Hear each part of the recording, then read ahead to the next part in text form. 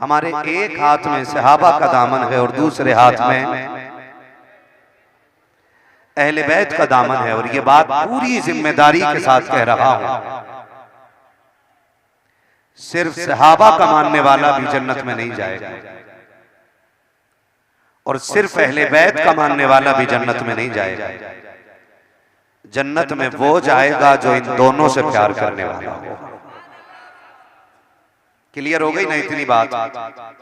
हमारा इमाम हमें ये सबक पढ़ाता है और कहता है अहले सुन्नत का है बेड़ा पार असहाबे हुजूर, नज्म है और नाव है इतरत रसूलुल्लाह। हम सहाबा वाले भी हैं और हम जोर से बोले, हम अहले बैत वाले भी हैं, नीचे वाले भी बोले और मेरी तरफ देखें, हम सहाबा वाले भी हैं और हम अहले बैत वाले भी हैं। सिर्फ सामने वाले बंदे जो बैठे ना, ये अच्छा मुंह बना के बैठे, क्योंकि बिल्डिंग में एक ईंट टेढ़ी लग जाए पूरी बिल्डिंग खराब हो जाती है। अगर एक मनहूस शक्ल बना के जलसे में बैठ जाए पूरी महफिल खराब कर देता है। आगे वाले बंदे ऐसी महफिल लेके बैठे कि ये हुसैन की महफिल है और हुसैन वाले बैठे हुए हैं। हाँ जी, उनकी उल्फत का ताज रखते हैं, हर मर्ज का इलाज रखते हैं। खौफ क्या हो हमें यजीदों का, हम हुसैनी मिजाज रखते हैं। एक बात कही जाती है, बहुत गौर से आप सुन लीजिए। 11 महीने कोई मेंढक नहीं निकलता। जैसे ही मुहर्रम का चांद नजर आया,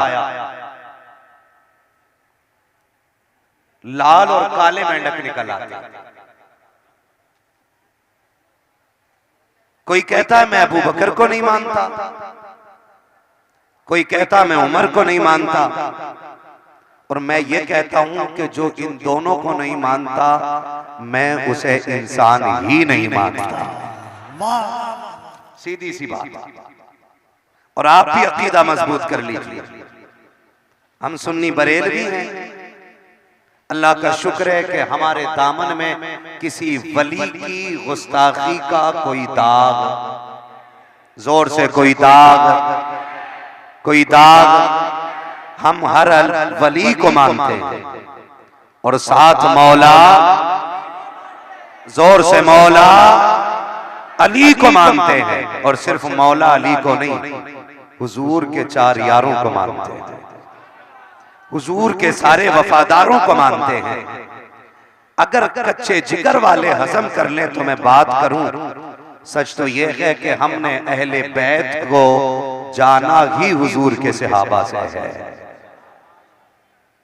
अहले बैत क्या है ये हुजूर के सहाबा ने बताया। जो बड़ी बात की जाती है ना और कही जाती है माज़अल्लाह कि पहला नंबर तो अली का था, जबरदस्ती उनसे छीन लिया गया, ये ज़हन दिया जाता है। तवज्जो कीजिएगा, ये कहा जाता है पहला नंबर तो अली का था, उनसे कुर्सी छीन ली गई, उनसे मनसब छीना गया। मैं डंके की चोट पे कहता हूं वो तेरा अली होगा जो अपनी कुर्सी छिनवा दे। हमारा अली तो वो है जिससे कोई एक तिनका भी नहीं छीन सकता है। हमारा अली तो वो है जिससे कोई एक तिनका भी नहीं छीन सकता है। हमारा अली कमजोर नहीं है, हमारा अली वो है जो हाथ लगा दे तो खैबर की चौखट उखाड़ देता है, खैबर का दरवाजा उखाड़ देता है। जिस अली के बारे में मेरे नबी ने कहा अना मदीनतुल इल्म व अलीयुन बाबुहा, मैं इल्म का शहर हूं, अली उसका। जियो मेरे लाल, बात मैंने की है आखिर आपने कर दी है। मैं इल्म का शहर हूं, अली उसका। जोर से मैं इल्म का शहर हूं, अली उसका। और जोर से मैं इल्म का शहर हूं, अली उसका दरवाजा है। और अली वो है जिसे उंगली पकड़ के नबी ने चलना सिखाया, जिसकी तरबियत मेरे नबी ने की है। जो पैदा हो तो आंख ना खोले, माँ की आंख में आंसू। नबी आके कहता है अम्मी मेरा भाई तो दिखाओ ना जो आया है उसका चेहरा कैसा है। गोद में हजरत अली आ रहे हैं, फातिमा बिनते असद की आंख में आंसू है। रो के कहा था अल्लाह ने बेटा तो दिया है लेकिन लगता है नाबीना है, आंख नहीं खोली है। 3 दिन हो गए हैं मेरे नबी ने आगोश में लिया है, सीने से लगाया है, अली ने आंख खोल दी है। जब जवानी की दहलीज पे अली ने कदम रखा, किसी ने कहा अली तुमने पैदा होते ही आंख क्यों नहीं खोली? अली ने कहा था अली फैसला ये करके आया था अगर पहली नजर अली देखेगा तो या तो यार को चेहरा दिखाएगा या यार का चेहरा देखेगा। नारे तकबीर, नारे रिसालत, शहीद आजम कॉन्फ्रेंस।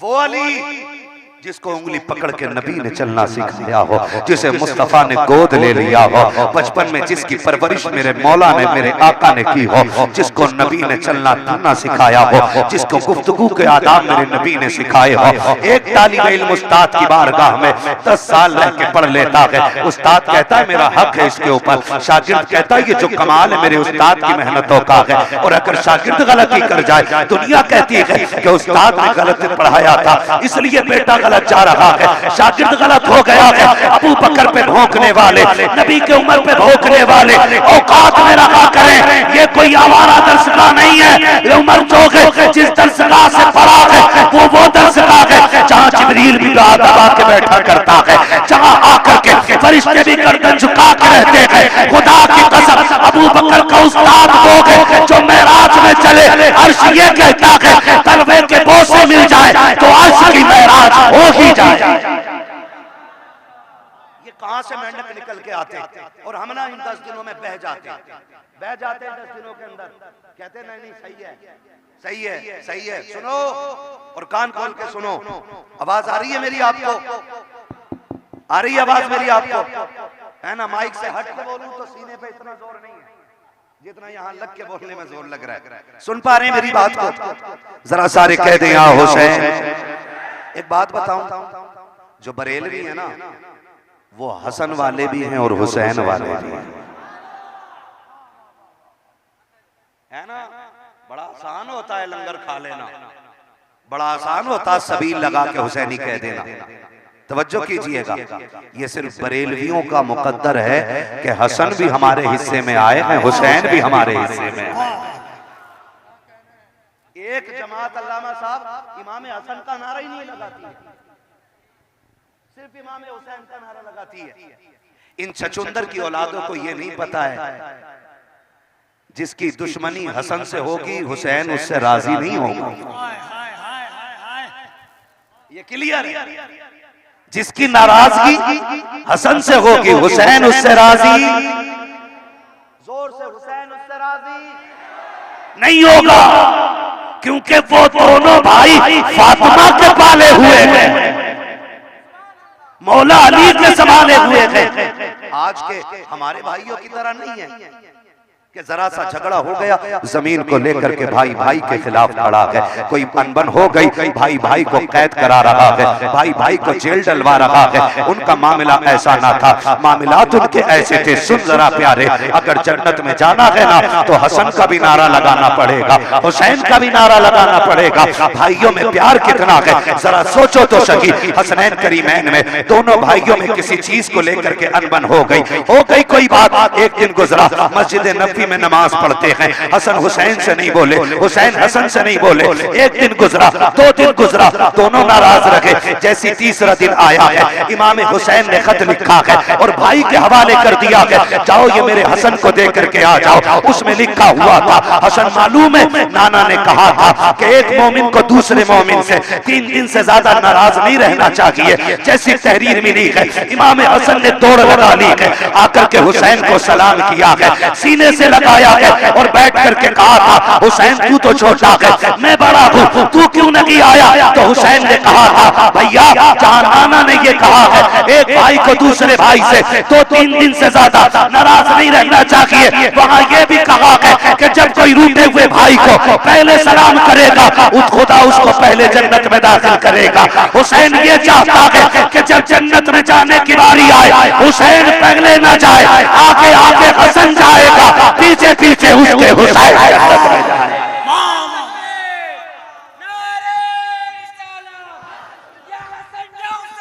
या हसन या हुसैन या हसन।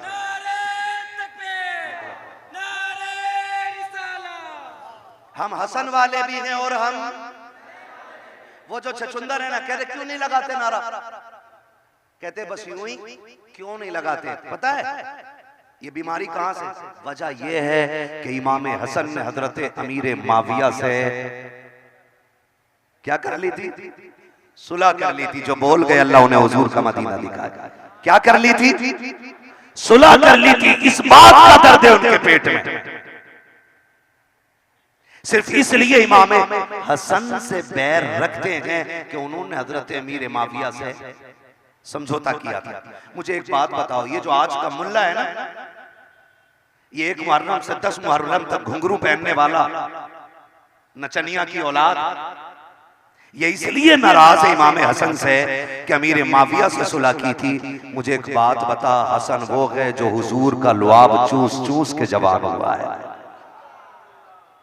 पूरी गारंटी के साथ कह रहा हूं, जितनी फजीलतें हुसैन की हैं उतनी फजीलतें हसन की हैं।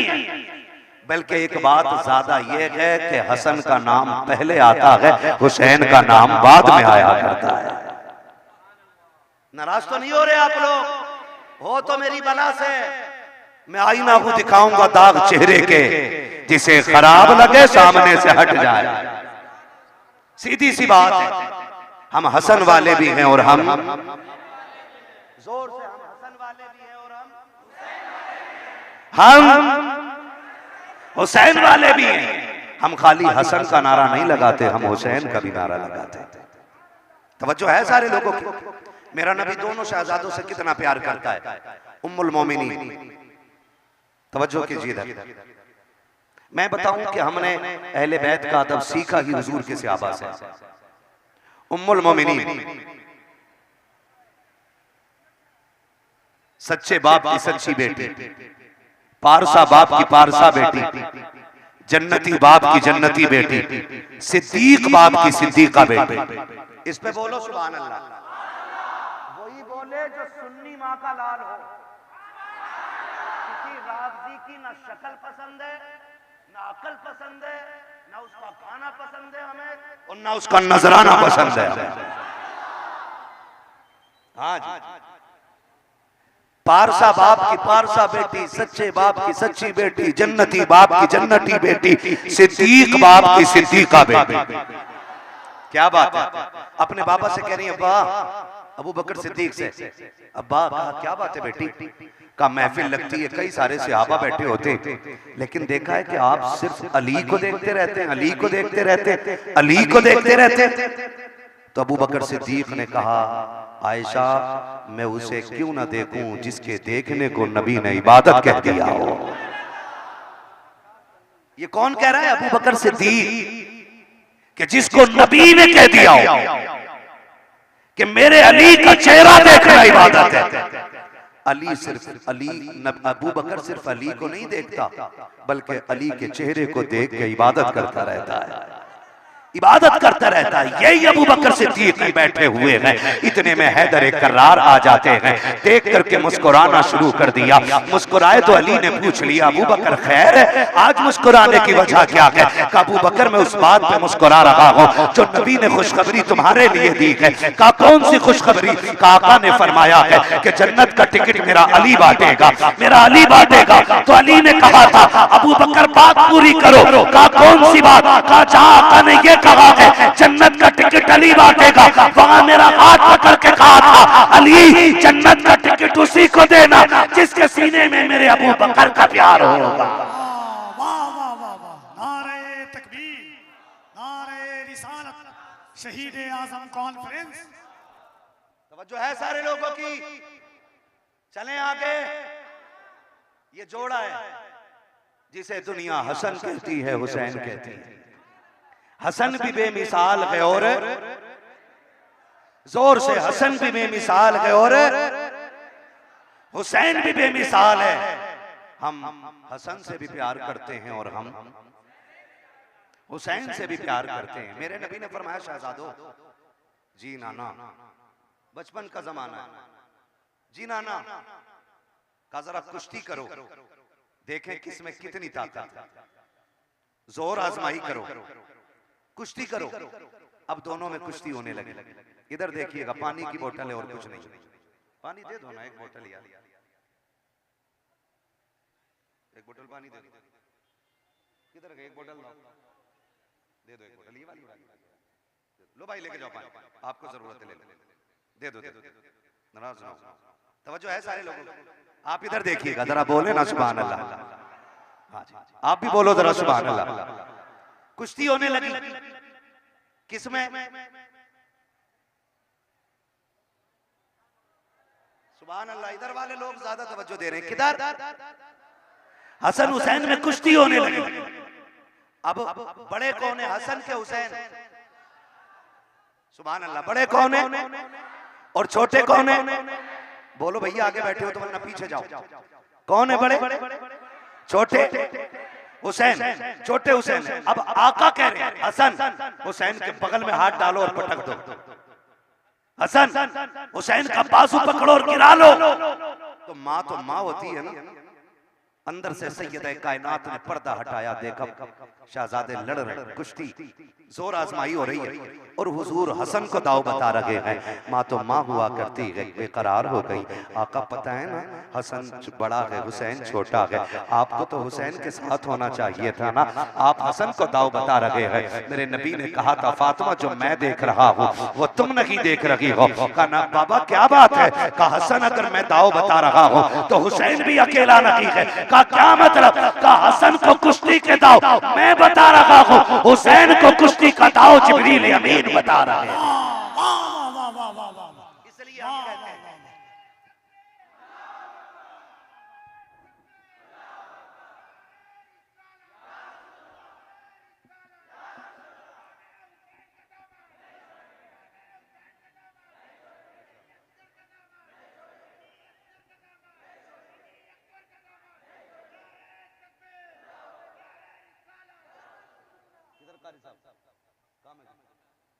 पड़ा अपना तो ना कर। सुभान अल्लाह। कोई बात नहीं, जरा बोले ना या रसूल अल्लाह। जो ये शानों वाली माओं के बेटे खड़े हैं ना, जरा ये बोलते हैं सुभान अल्लाह। जियो मेरे लाल, आप बोलो अब जरा सुभान अल्लाह। हसन भी बेमिसाल है। और यकीन बताऊं मैं, फैजी भाई सुबह आ गया, यहाँ 9 बजे से लंगर चल रहा था।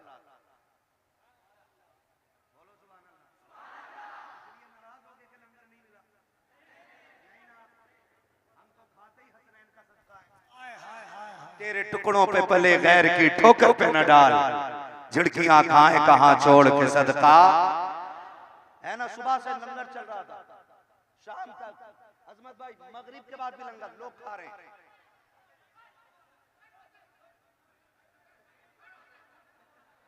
बाबू, इतना हुजूर के जलसे में इतना गुस्सा अच्छा नहीं है ना। वो इस चक्कर में हम मौलवी को देख ले, मौलवी इस चक्कर में मैं सबको देख ले।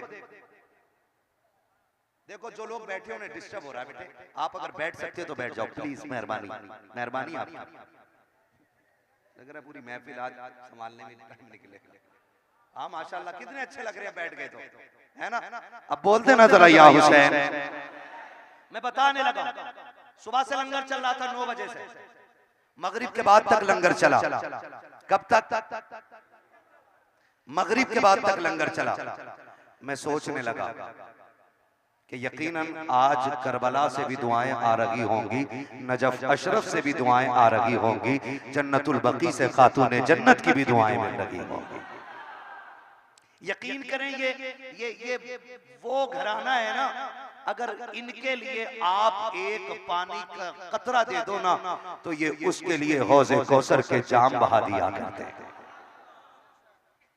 ये नस्ल करीमों की लजपाल घराना है, बड़े सखी लोगों की आज महफिल सजी है।